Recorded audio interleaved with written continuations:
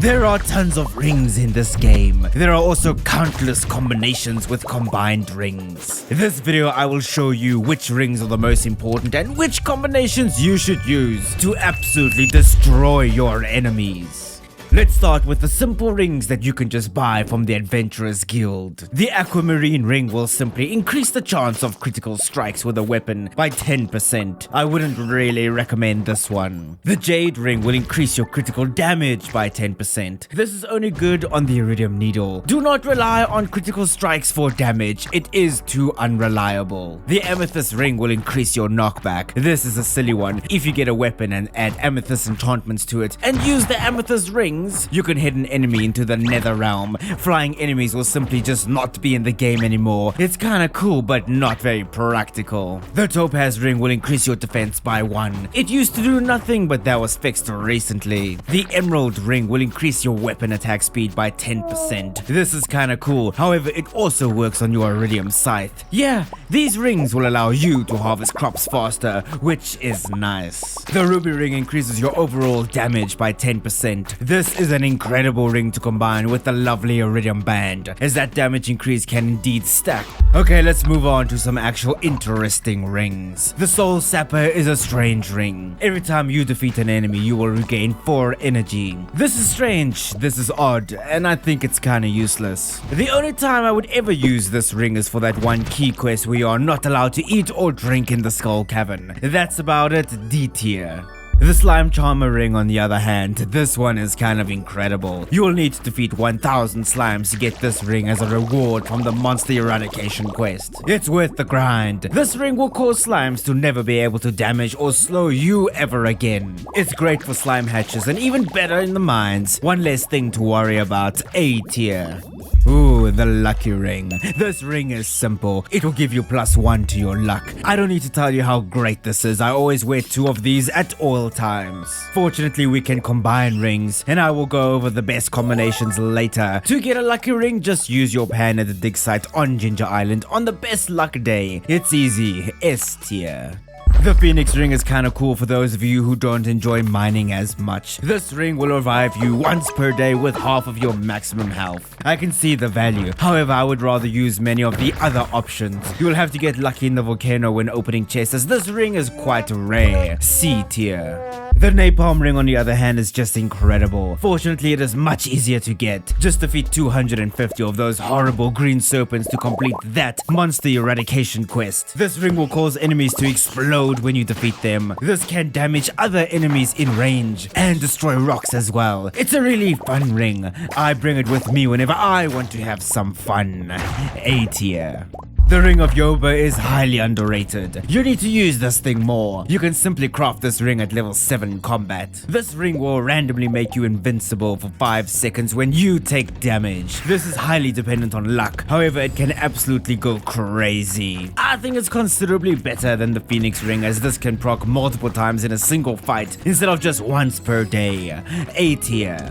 The Crab Shell ring is kinda annoying to get. You'll have to defeat 60 rock crabs in the mines and collect it at the Adventurers Guild. Annoying, however extremely worth it. This ring will increase your defense by 5. This ring will give you the opportunity to become so tanky, enemies are more like flies. A tier. The best ring in the entire game, the Burglar ring. Just defeat 500 dust sprites in the regular mines and collect it from the Adventurers Guild. This ring will get you more loot when you defeat enemies. Well, how does it work? Whenever you defeat an enemy, the game will roll a dice. If it lands, you get loot. The Burglar ring will cause the game to roll that dice twice, meaning you are more likely to get the loot, and sometimes you will get double the normal loot. It's great. Always wear one of these, S tier. It's time for the Protection ring. You can find this in the chests in the volcano. Whenever you get hit by an enemy, you will be immune to damage for 1.2 seconds. This is called an invincibility frame. Well, the Protection ring will increase this by 0.4 seconds. And if you wear 2 of these, you will be invincible for 2 entire seconds after being hit. It's interesting, but not good enough, D tier. The Vampire ring sounds great on paper. Every time you defeat an enemy, you will regain 2 health. This is great for that quest where you cannot eat or drink anything. Otherwise, this ring is absolutely F tier. 2 health is just not good enough when compared to the other rings we have in this game. You can get this ring by defeating 200 bats. This is F tier, don't even bother. The Thorns ring was fixed in the latest update. You can now wear 2 of these to double its effect. If an enemy hits you, they will take some damage. The truth of the matter is that it doesn't reflect enough damage to be useful. You can craft this ring at level 7 combat, and it's most definitely D tier. Warriors deserve a warrior ring. A simple little ring that you can craft at level 4 combat. This little ring has a chance to give you a damage boost after defeating an enemy. To be honest, this ring is absolutely garbage, F tier. Never use this thing. Compared to a simple ruby ring that always gives you a damage boost, the warrior ring will always be inferior.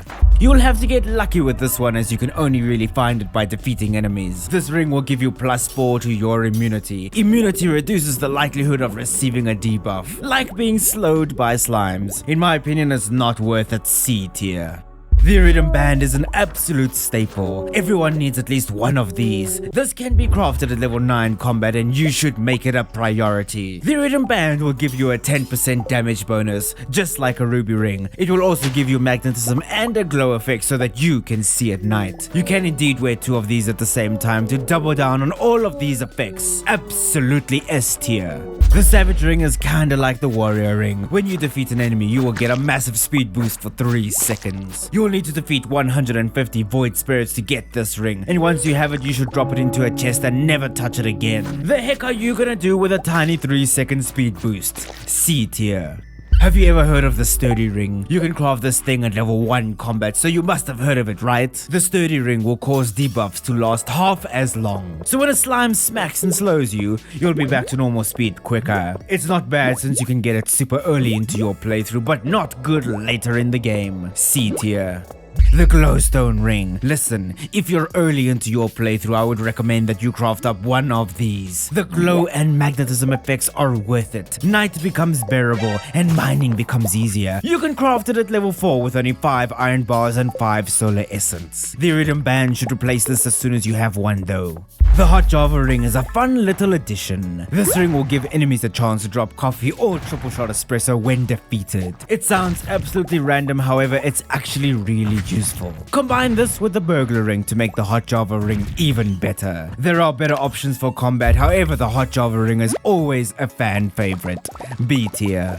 Wedding ring. I bet you didn't think I would include this, huh? You can only buy a wedding ring in multiplayer, and you can get it for 5,000 gold from the traveling merchant. Give it to another player to propose. F tier. You can combine 2 rings together to create a brand new ring. You cannot combine the same rings together, and you cannot combine a combined ring. Otherwise, there are hundreds of combinations here. I'll quickly show you some of the best. Combine an Iridium Band with a Lucky Ring and an Iridium Band with a Burglar Ring. This is a great all-round combination that will make you strong in the mines and will ensure you get tons of loot. If you prefer treasure floors and fishing treasure chests, use 2 Lucky Rings instead. If you're focusing on strength, then combine 2 Iridium Bands with 2 Ruby Rings. This will make you deal tons of damage with every single swing. If you hate the dark, combine 2 Iridium Bands with 2 Glowstone Rings. Check this out, you're the sun now. If you are afraid of dying, combine 1 Iridium Band with a Slime Charmer ring, and then 1 Ring of Yoba with a Crab Shell ring. This is a well-rounded combination.